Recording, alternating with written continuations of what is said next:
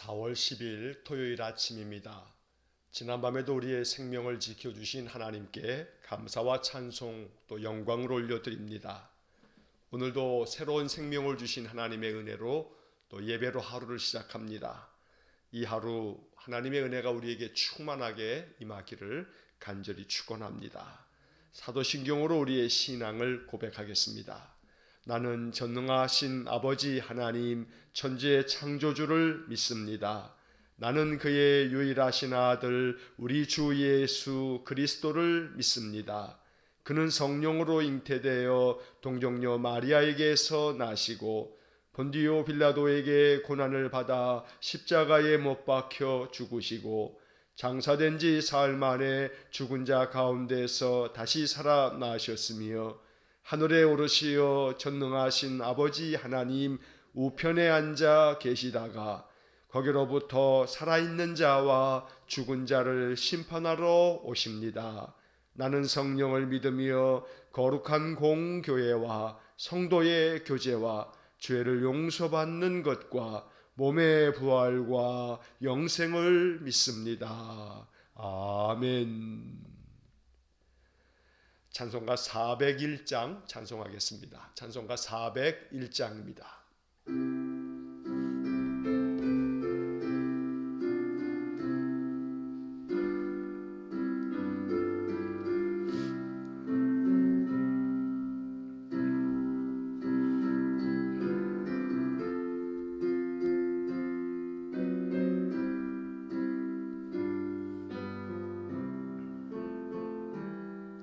주의 곁에 있을 때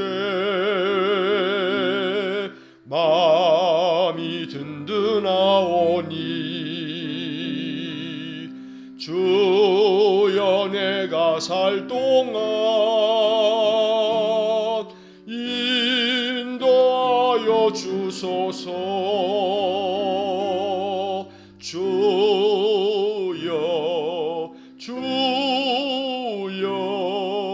나를 인도하소서. 빠른 세상 살 동안 주여 인도하소서.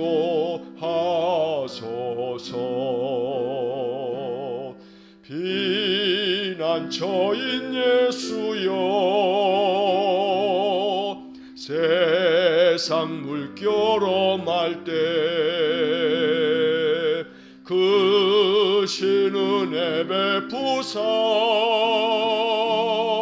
나를 숨겨주소서. 주여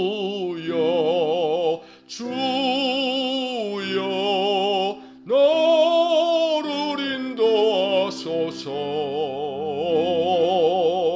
빠른 세상 살 동안 주여 인도하소서.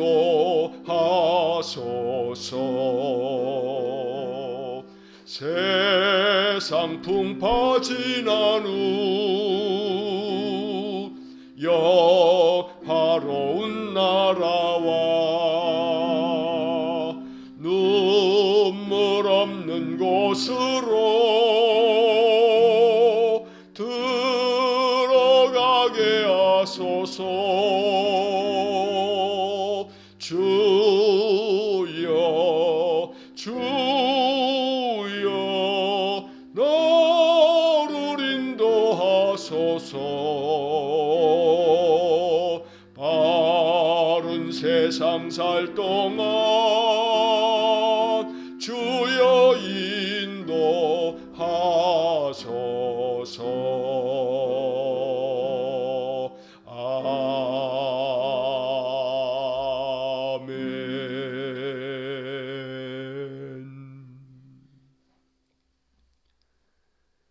사랑과 자비가 풍성하신 거룩하신 하나님, 오늘도 우리에게 새로운 생명으로 또 새날을 맞이할 수 있는 은혜를 주셔서 감사합니다.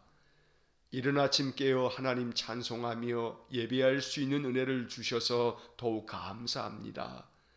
늘 하나님을 찾는 마음 우리 안에 가득하오니 주님을 찾고 주님을 의지할 때마다 하나님 우리에게 오셔서 권능의 손을 내밀어 주시고 우리 성도들을 굳건하게 붙잡아 주시고 새로운 힘을 충만하게 부어 주셔서 또 한 날의 삶을 넉넉하게 살아갈 수 있도록 주님의 은혜로 우리를 사로잡아 주옵소서. 세상은 끊임없이 우리를 넘어뜨리려 하고 무너뜨리려 하지만 언제나 하나님은 우리를 세워주시고 회복시켜주시고 강건하게 하시니 우리가 하나님을 바라봅니다. 하나님을 의지하며 살아가는 우리 성도들의 심령 속에 평강을 허락하여 주시고 우리 하나님이 안전지대가 되셔서 우리 성도들의 피난처 되시며 또 우리의 인생에 늘 하나님께서 평강의 복, 은혜의 복을 충만하게 채워주시기를 간절히 원합니다.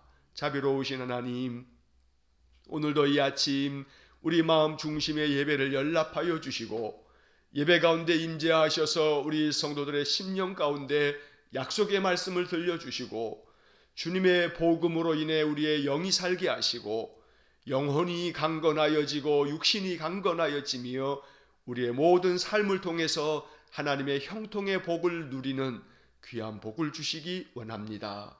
오늘도 이른 아침 깨어 주님께 예배하는 이 시간 우리의 마음을 바라봐 주시고 우리의 마음의 기도를 들어주시고 주님 우리의 삶의 형편을 아시오니 우리 하나님 친히 우리의 인생 가운데 개입하셔서 우리의 삶을 바꾸어 주시고 또한 변화시켜 주시고 새롭게 해주시기를 간절히 원합니다. 전능하신 하나님을 믿습니다. 우리의 힘으로 감당할 수 없는 것, 우리의 힘으로는 도무지 불가능한 것처럼 여겨지는 것들 오직 우리 하나님 역사하여 주시면 그 모든 것들을 통해 하나님께 영광 돌릴 수 있게 사오니 주님 우리 인생 속에 오셔서 우리의 삶의 모든 것들을 주의 능력으로 주께서 역사하시고 주께서 친히 주장해 주시기를 간절히 원합니다. 전능하신 하나님, 성도들이 날마다 주의 이름을 부르면 주님 우리에게 주의 음성으로 응답하여 주시고 주님 주시는 마음이 마음에 깨달아지게 하시고 그리하여 주님의 그 뜻을 따라서 순종하며 인생을 살아갈 때에 우리 하나님 주시는 놀라운 축복이 우리 성도들의 삶에서 더 풍성하게 경험되게 해 주시옵소서. 하나님 경험하며 살기를 원합니다. 하나님의 은혜를 늘 맛보며 살기를 원하오니 하나님 오늘도 우리 성도들의 삶 속에 놀라운 주의 복을 내려 주옵소서. 전능하신 하나님, 오늘도 이 아침 우리 성도들의 모든 기도가 하늘에 상달되어지고 하나님 간구하는 기도마다 역사하여 주시며 우리 성도들의 기도가 우리의 울타리를 넘어 더 많은 이들을 마음 가운데 품고 기도할 수 있도록 은혜를 주시기 원합니다.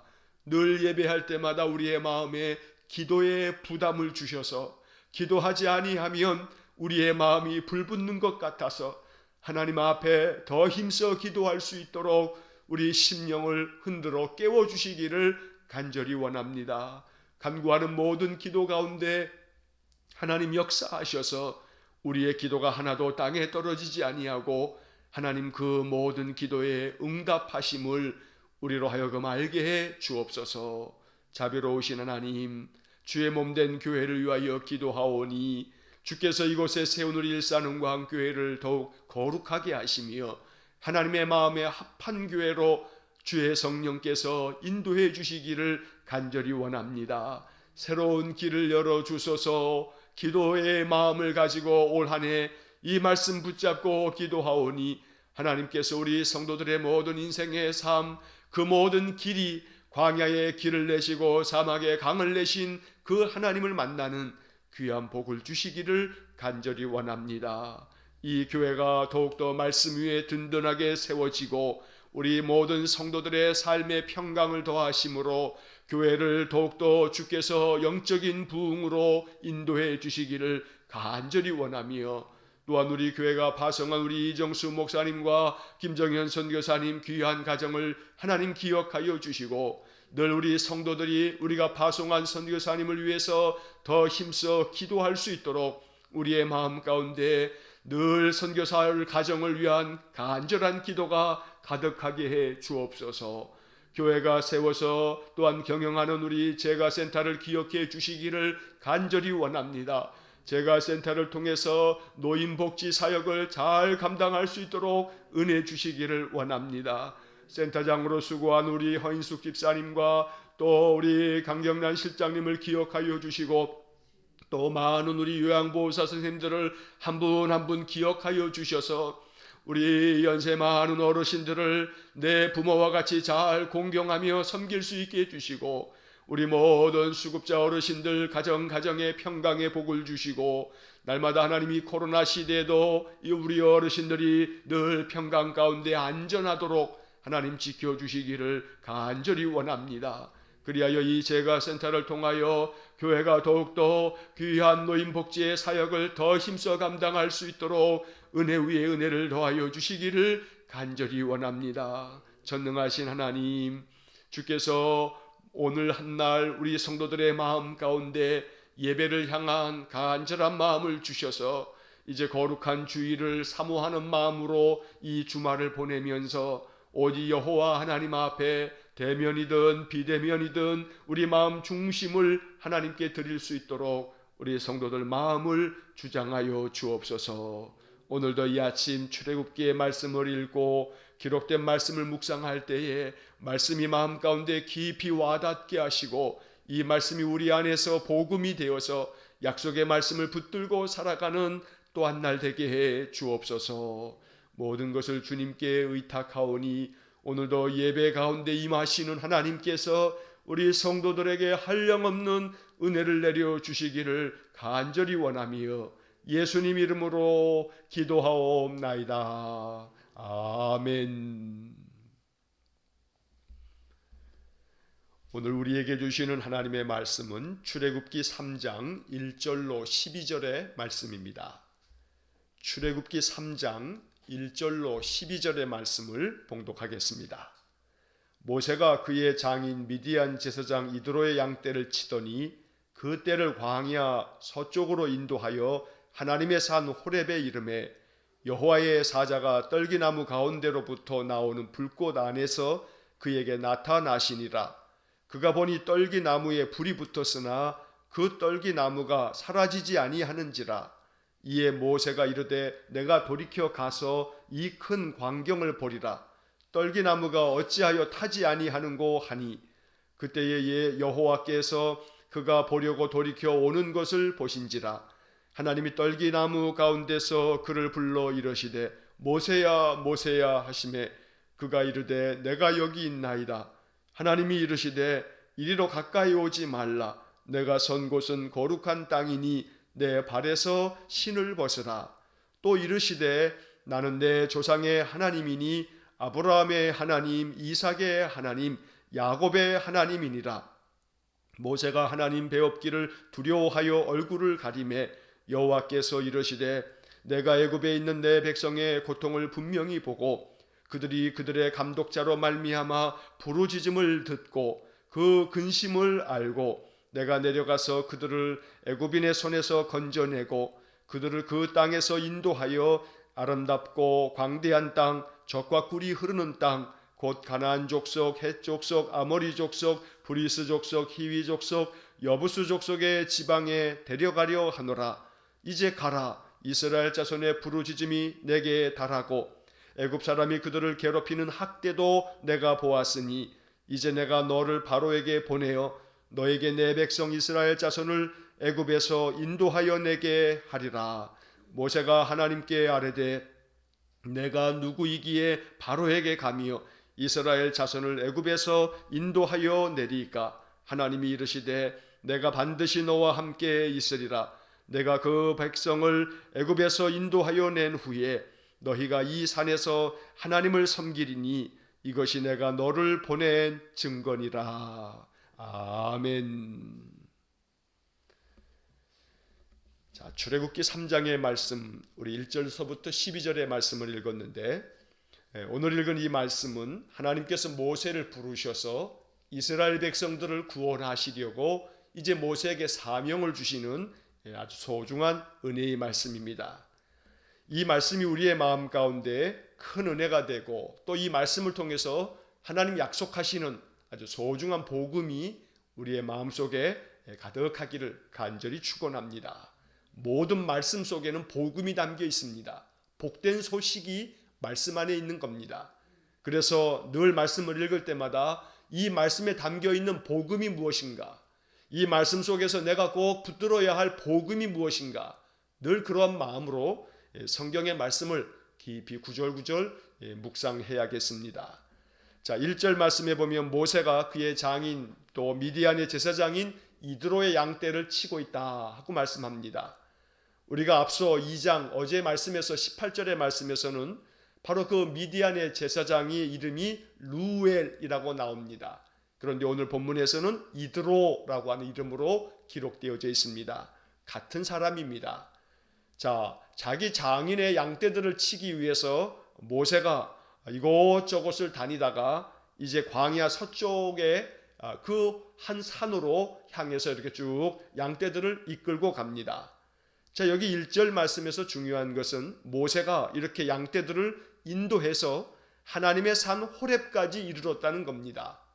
자, 하나님의 산 호렙이라고 하는 것은 그 산이 특별하게 하나님이 그 산을 크게 축복해 주셔서 그 산 자체가 거룩한 그런 하나님의 산이라는 것이 아니라 하나님이 임하시는 곳이 되어서 하나님이 거기서 모세를 만났기 때문에 그 산이 하나님의 산이 되는 것입니다. 특별한 산이 있는 것이 아니고 하나님이 임재하신 그곳, 그게 바로 하나님의 산이고 하나님이 임재하여 계신 그곳, 바로 그곳이 베델, 하나님의 집이 되는 것입니다.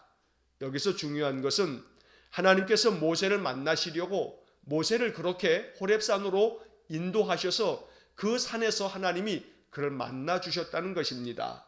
모세의 발걸음을 인도하신 하나님을 바로 1절이 이야기하고 있는 겁니다. 오늘 우리가 1절을 읽으면서 이러한 마음의 묵상으로 기도해야겠습니다. 내 발걸음을 인도해 주십시오. 하나님 만날 수 있도록, 하나님 만날 수 있는 곳으로 내 발걸음을 인도해 주셔서 내가 거기서 하나님 만나게 해 주십시오. 하루 동안에 여러분들의 많은 일정 속에서 내가 오늘 어디도 가야 하고 또 어떤 일도 처리하기 위해서 또 내가 어디로 가야 하는데, 그러면 아침에 기도하실 때마다 하나님, 내가 오늘 이러이러한 일정을 가지고 있습니다. 어디를 가야 합니다. 또 어디를 가야 합니다. 그런데 내가 가는 그곳에서 내가 하나님 만나기 원합니다. 내가 가는 그곳에서 하나님이 여기서 나를 도우시는구나, 이렇게 그곳에서 하나님의 은혜를 경험하는 그런 복을 주십시오. 아침마다 이렇게 기도할 수 있어야겠습니다. 아침에 출근하실 때마다 날마다 일하는 직장이지만 하나님, 내가 이 일터에서 하나님 만나기를 원합니다. 바로 내 일터가 하나님의 일터가 되기를 원합니다. 하나님이 계시는 곳이 되기를 원합니다. 이러한 마음으로 기도하고 일터를 향하여 나아가면 거기서 하나님이 여기에 계시는구나, 하나님이 이곳에서 나를 돕고 계시는구나, 이렇게 마음속에 느낄 수 있고 깨닫게 되어지는 것입니다. 모세를 인도하신 그 하나님의 손길을 늘 우리의 마음속에 나도 인도해 주실 줄 믿습니다. 내 인생의 삶도 하나님이 이끌어 가실 줄로 믿습니다. 이러한 기도가 될 수 있기를 간절히 축원합니다. 자, 이 하나님의 산 호렙에서 여호와의 사자가 그 산 위에서 떨기나무 가운데 불꽃 안에서 나타나십니다. 자, 이 2절 말씀에서 하나님의 사자 천사가 이 떨기나무 가운데 불꽃 속에서 나타나셨다라고 하는 것, 다시 말해서 이 2절에서 나타나시니라 라고 하는 이 단어를 마음속에 품고 기도해야 합니다. 나타나시니라, 여호와의 사자가 나타나셨습니다. 하나님께서 나타나신 것입니다. 이것이 바로 하나님의 임재입니다. 우리는 늘 날마다 내 마음속에 하나님 임재해 주십시오, 하나님이 나타나셔서 내 마음에 느껴지고 내 삶에서 경험되게 해 주십시오, 이렇게 기도해야 합니다. 여기 말씀에 떨기나무 가운데 나오는 불꽃 안에서 하나님이 나타나셨다.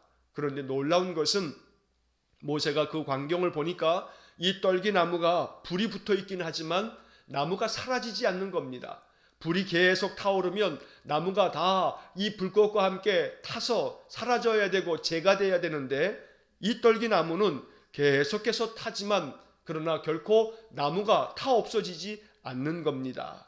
이 놀라운 광경을 모세가 보기 위해서 그 산으로 올라 떨기나무 가운데로 나아가게 됩니다.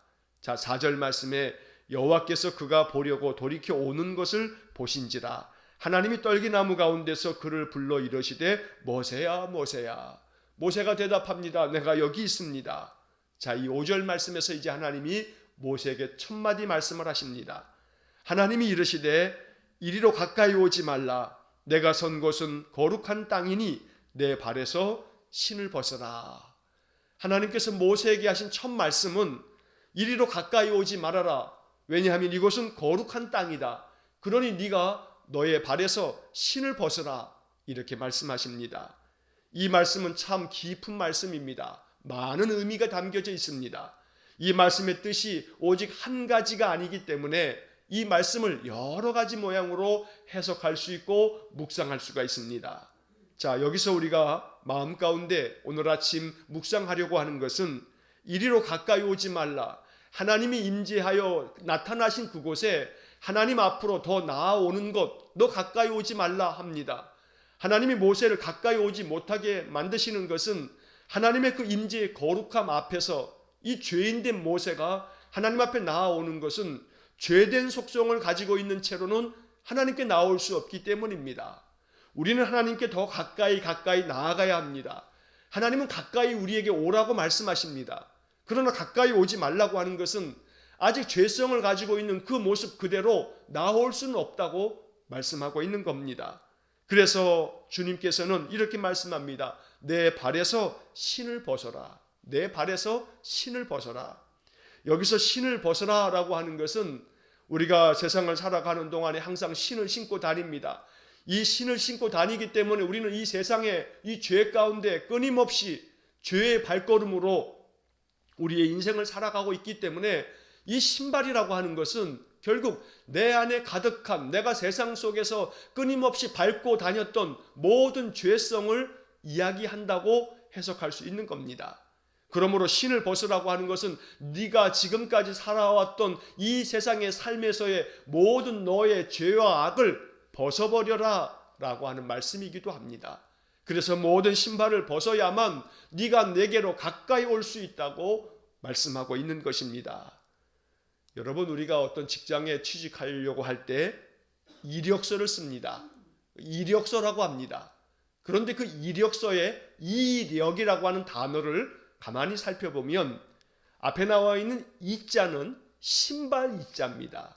신이라고 말합니다. 그래서 사전을 보게 되면 이 한문, 이 한자 자전을 보면 이력서의 이자가 신이 이렇게 되어 있습니다. 그리고 또 밟을 이, 밟는 겁니다. 신발로 밟는 거죠. 그러니까 이 이자가 신발 이자고 그 다음에 역자는 지낼 역, 지나온 역 이런 겁니다. 그러니까 이력이라고 하는 말은 신발이 지나온 길, 그 발걸음, 그 밟아왔던 길, 그게 바로 이력입니다. 다시 말하면 내가 살아왔던 이력을 벗어버려라. 내가 살아왔던 그 신발 자국들을 다 벗어버려라. 이 이야기는 결국은 내가 살아오면서 경험했던 내 경험, 또 내가 가지고 있던 내 인생의 모든 역사 가운데서 이루었던 내 모든 경력과 내가 이루었던 나의 업적들, 내 명예, 내 모든 지식, 내가 경험한 나의 모든 것들을 다 벗어버려라. 이런 말씀을 담고 있는 것입니다. 그러므로 이제는 너의 경험으로 사는 것이 아니고 너의 경험과 너가 살아온 그 이력으로 내 하나님의 일을 감당하는 것이 아니고 너의 신발을 다 벗어버리고 하나님께서 새롭게 신겨주시는 하나님의 신을 신고 하나님의 역사하시는 그 능력을 덧입어서 그렇게 하나님의 일을 감당하라고 하나님께서 모세를 부르셔서 발에서 신을 벗으라고 말씀하고 계시는 것입니다. 그러면서 6절 말씀에서 하나님이 또 말씀하십니다. 나는 내 조상의 하나님이니 아브라함의 하나님, 이삭의 하나님, 야곱의 하나님이니라. 여기서 너의 조상의 하나님이다 라고 하는 이 말이 참 소중한 말씀입니다. 나는 너의 조상의 하나님이다. 그 옛날 너의 조상 아브라함의 하나님이고 이삭의 하나님이고 야곱의 하나님이다. 자, 여기서 하나님이 자기 자신을 조상의 하나님이라고 이야기하시는 것이 참 귀한 말씀입니다. 우리가 신앙 안에서 더욱 든든히 서야 하는 이유가 여기에 있습니다. 내가 믿음 안에서 일평생 굳건하게 하나님 의지하며 기도하며 살면 내 자손들이, 지금 이 자손 모세는 아브라함으로부터 시작해서도 거의 한 500여 년 전에 그런 하나님이 그 조상들을 지금 언급하고 있는 겁니다. 자, 요셉이 이 애굽에 내려와서 야곱과 요셉 모든 식구들이 애굽에서 살고 난 후 애굽에서 400년을 지냈습니다. 그러니까 이 요셉으로부터 따지면 요셉의 아버지 야곱, 그 아버지 이삭, 그 아버지 아브라함으로 거슬러 올라가면 아브라함부터 요셉까지의 이 시대가 한 100여 년의 세월이 좋게 되는 겁니다. 그러면 아브라함부터 따지면 한 500년 전입니다. 500년. 자, 그렇다면 여러분 생각해 보십시오. 여러분들의 500년 전의 조상을 아십니까? 내 조상들 중에 나의 500년 전의 조상을 과연 우리가 누가 알겠습니까? 그렇다면 지금 나로부터 시작해서 내 500년 후에 후손을 한번 생각해 보십시오. 여러분 까마득한 일입니다. 나의 500년 뒤에 후손이 있지 않겠습니까? 그러면 내 500년 뒤의 후손이 나로 말미암아 하나님의 은혜를 누린다는 겁니다. 이게 얼마나 놀라운 이야기인지 모릅니다. 여러분, 나로부터 시작해서 지금부터 500년 뒤에 나의 자손이라고 생각한다면 그게 한둘이겠습니까? 그렇다면 그 많은 나의 자손들이 조상인 나로 말미암아, 조상인 나의 믿음으로 말미암아 그 500년 뒤에 엄청나게 많은, 도무지 누가 내 자손인지도 알 수 없을 그 자손들이 하나님의 은혜를 경험하게 된다는 겁니다. 그래서 오늘 우리가 이 말씀 앞에서 나는 너의 조상의 하나님이다 라고 하는 것을 기억할 때 나는 누군가의 후손이기도 합니다만 나는 누군가의 조상이기도 합니다. 여기서 중요한 것은 내가 믿음의 조상이 되어야 합니다. 내가 믿음의 조상이 되어질 때 내가 알지 못할 500년 뒤에 내 후손까지도 나로 말미암아, 나의 믿음으로 말미암아 저들이 복을 받는 것입니다. 그저 나만 인생 잘 살다가 나만 이제 이 세상에서 그냥 떵떵거리고 살다가 죽으면 그냥 그만이지 내 후손들이 어떻게 되든지 말든지 그게 뭔 상관이냐라고 하는 사람은 참으로 어리석은 사람이며 참으로 옹졸한 사람이고 참으로 악한 사람입니다. 내 자손들이 대대손손 나로 말미암아 이 땅에서 나게 될 모든 자손들이 하나님의 은혜를 누리는 것, 이것은 참으로 우리가 기도해야 할 그런 소중한 그런 하나님의 약속이기도 합니다. 그러므로 나는 너의 조상의 하나님이라고 하는 이 말씀 앞에서 내가 믿음의 조상이 되어서 나의 모든 자손들이 하나님의 은혜를 얻기 원합니다. 이것이 오늘 아침 우리의 기도가 되기를 간절히 축원합니다. 자, 이어지는 7절의 말씀에서 하나님께서 2장에서 우리가 보았던 그 하나님의 모습을 다시 한번 보여주고 있습니다. 여호와께서 이르시되 내가 애굽에 있는 내 백성의 고통을 분명히 보고, 하나님이 보십니다. 분명히 보십니다. 그들의 감독자로 말미암아 부르짖음을 듣고, 하나님은 우리가 늘 하나님 앞에 기도하는 거 작은 소리까지라도 들으시는 분입니다. 그 근심을 알고, 여기서 안다라고 하는 말은 어제도 2장에서 말씀드린 것처럼 이 안다는 히브리 동사 야다라고 하는 이 말은 겪어서 아는 것을 말하는 겁니다. 경험을 통해서 내가 직접 겪어서 알고 있다라고 하는 말을 쓸 때 안다라고 하는 그러한 히브리 동사 야다를 쓰는 것입니다. 자, 여기서 그 근심을 안다라고 말씀합니다. 이사야 54장에서 하나님께서는 이사야를 통해서 메시아 그리스도께서 고난당하실 것을 이야기하면서 그 고난당할 종은 그 모든 고통을 겪어서 안다고 하는 말씀들을 우리에게 들려주십니다. 하나님은 우리의 근심을 아시는 분이십니다.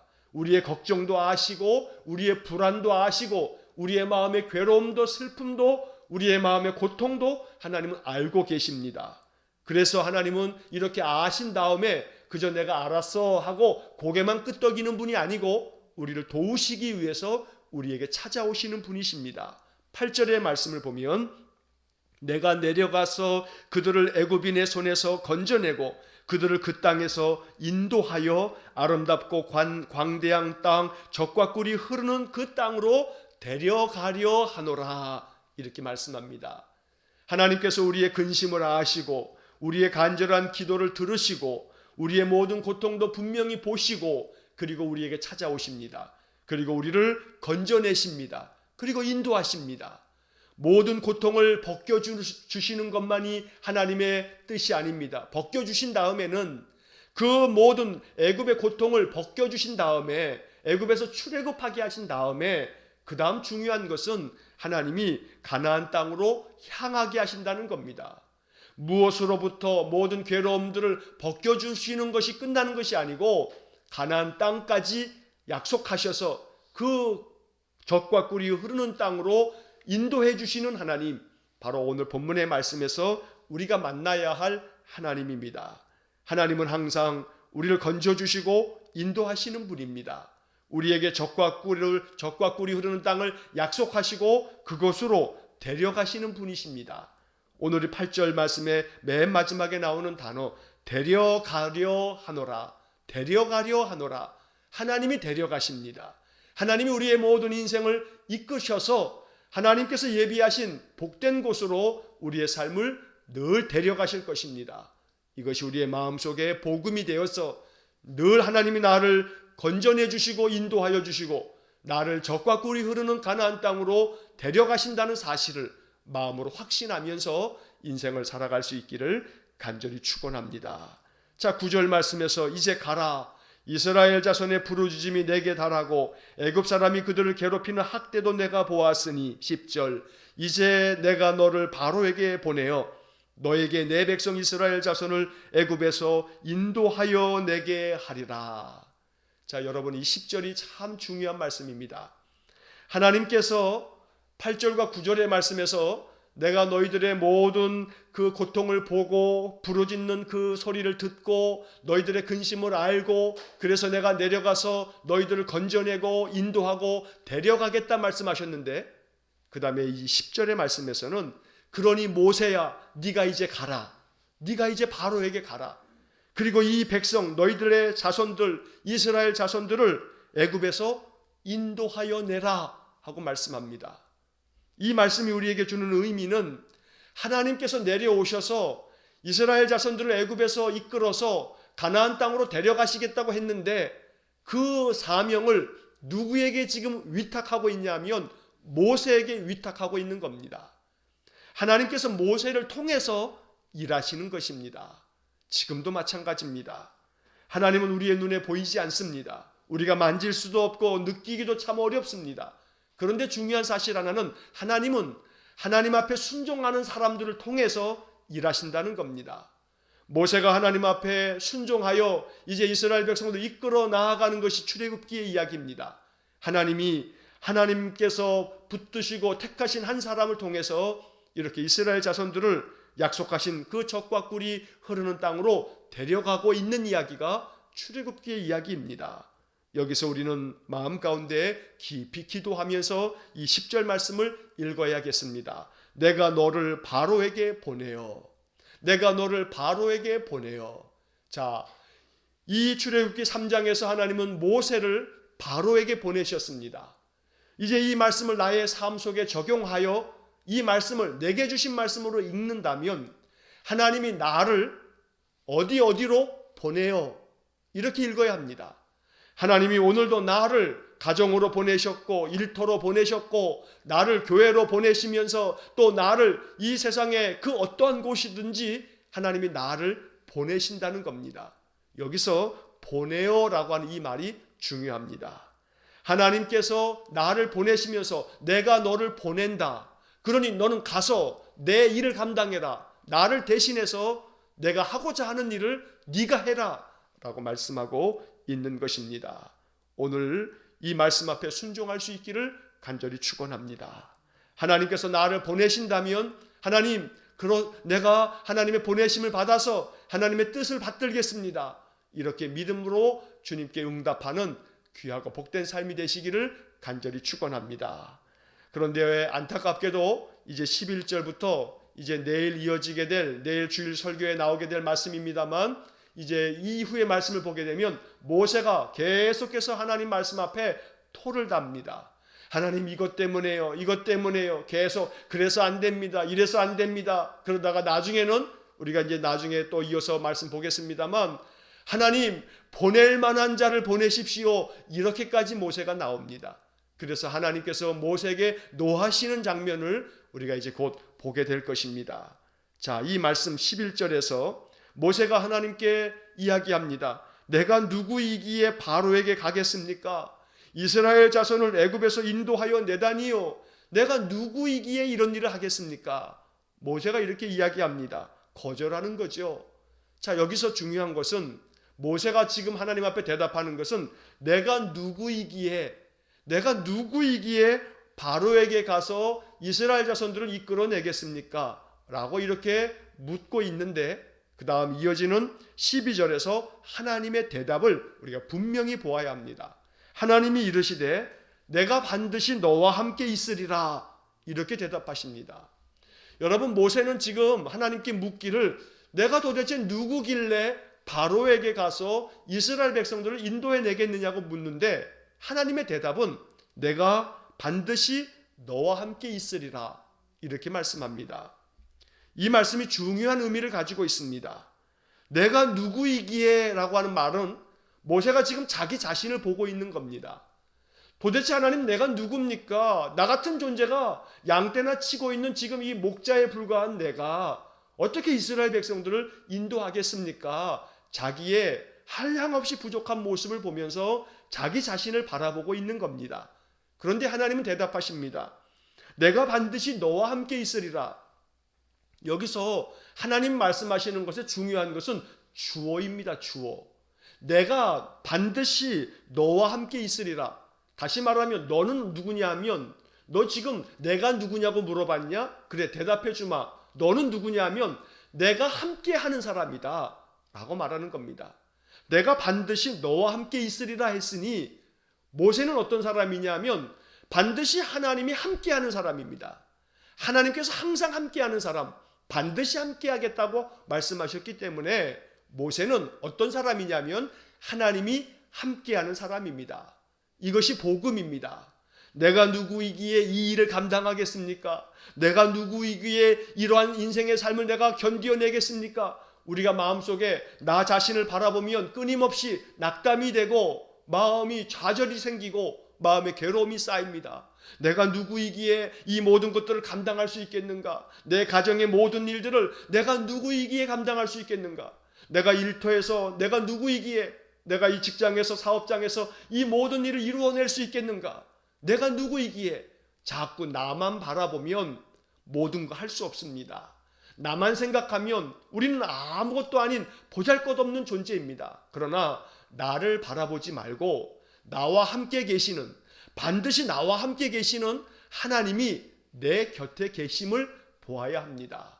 그러므로 내가 누구이기에 묻지 말고 하나님 그러면 나와 함께 계시는 겁니까? 나와 함께 계신다면 내가 갈 수 있겠지만 하나님이 나와 함께 계시지 않으면 나는 갈 수 없지 않습니까? 이렇게 물어야 되는 것입니다. 그러므로 오늘 이 12절의 말씀에 내가 반드시 너와 함께 있으리라 이 말씀을 하나님은 모세에게 귀한 복음으로 들려주셨습니다.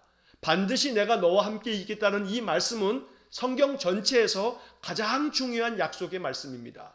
이것이 모든 성경을 관통하는 아주 소중한 가장 으뜸된 말씀입니다. 이 약속을 붙잡고 살아야 합니다. 이 약속의 말씀이 마태복음을 시작하는 마태복음 1장에서 예수님 태어나실 때 예수님의 이름을 임마누엘이라 하리라. 하나님께서 우리와 항상 함께 계신다는 겁니다. 그러므로 모세에게 들려주신 내가 반드시 너와 함께 있으리라. 이 한 말씀이 우리의 인생의 삶에서 아주 절대적인 하나님의 약속이 된다면 우리의 마음 두려울 것 없습니다. 이 약속의 말씀이 내 안에서 자꾸 지워지기 때문에 이 말씀이 계속해서 우리의 마음속에서 살아 역사하지 못하기 때문에 근심하게 되고 염려하게 되고 불안한 것입니다. 하나님이 반드시 나와 함께 계신다고 말씀하셨어. 이 말씀을 날마다 마음 가운데 아주 확실하게 세워둔다면 이 말씀으로 인해서 우리의 삶은 넉넉하게 인생을 살아갈 정도로 마음이 담대해질 수 있는 것입니다. 내가 반드시 너와 함께 있으리라.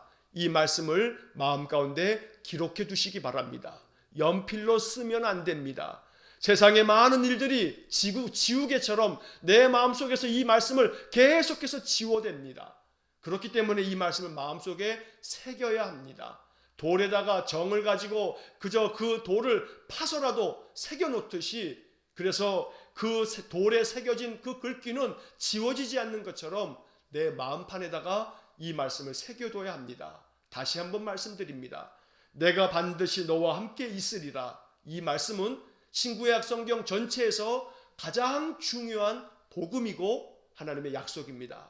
이 약속을 붙잡고 살아가셔서 날마다 인생의 모든 삶, 늘 나와 함께 계시는 하나님으로 말미암아 모든 인생의 삶을 넉넉하게 견디고 이겨내고 승리하는 귀하고 복된 믿음의 삶이 되시기를 주의 이름으로 간절히 축원합니다. 기도하겠습니다. 사랑과 자비가 풍성하신 하나님, 출애굽기 3장의 말씀을 통해서 우리에게 주시는 이 약속의 말씀이 우리에게 능력이 되고 복음이 되기를 간절히 원합니다. 하나님의 은혜가 늘 나와 함께 있어서 반드시 내가 너와 함께 있으리라는 이 복음의 말씀, 이 언약의 말씀으로 인해서 우리 성도들의 모든 인생의 삶 넉넉히 승리할 수 있도록 은혜 주시기를 간절히 원합니다. 이제 하나님께로 더 가까이 나아갑니다. 나의 모든 이력을 벗어버리고 내 발에서 신을 벗어서 내 삶에 그 어떤 것도 자랑이 될 수 없어서 오직 하나님 앞에 겸손한 마음으로 나는 아무것도 아니오니 내가 오직 주님 앞에 나아가 주님께 더 가까이 나아가 주님 주시는 힘으로, 주님 주신 능력으로, 주님께서 부어주시는 성령의 능력으로 인생의 삶을 살아가기를 원합니다. 기도하면서 인생의 삶을 하루하루 살아갈 수 있도록 은혜를 내려 주옵소서. 오늘도 우리를 분명히 보시며 우리의 마음의 세밀한 기도까지 들으시고 우리의 근심을 아시는 주님, 늘 우리의 인생 속에서 우리 성도들을 건져내 주시고 우리를 인도하여 주옵소서. 한날의 모든 삶을 주님께 의탁하오며 예수님 이름으로 기도하옵나이다. 아멘. 우리 구주 예수 그리스도의 은혜와 하나님 아버지의 극진하신 사랑과 성령의 교통하심이 내가 반드시 너와 함께 있으리라, 이 약속의 말씀, 복음의 말씀을 마음 깊이 새겨서 인생의 모든 삶 하나님 나와 함께 계심으로 말미암아 더욱 담대해져서 모든 삶에서 영적으로 승리하기를 소망하는 머리 숙인 모든 성도들 위해와 저들 가정과 온 가족들 위해 우리 성도들의 모든 삶의 영역 위에 이제로부터 영원토록 함께 하시길 간절히 축원하옵나이다. 아멘.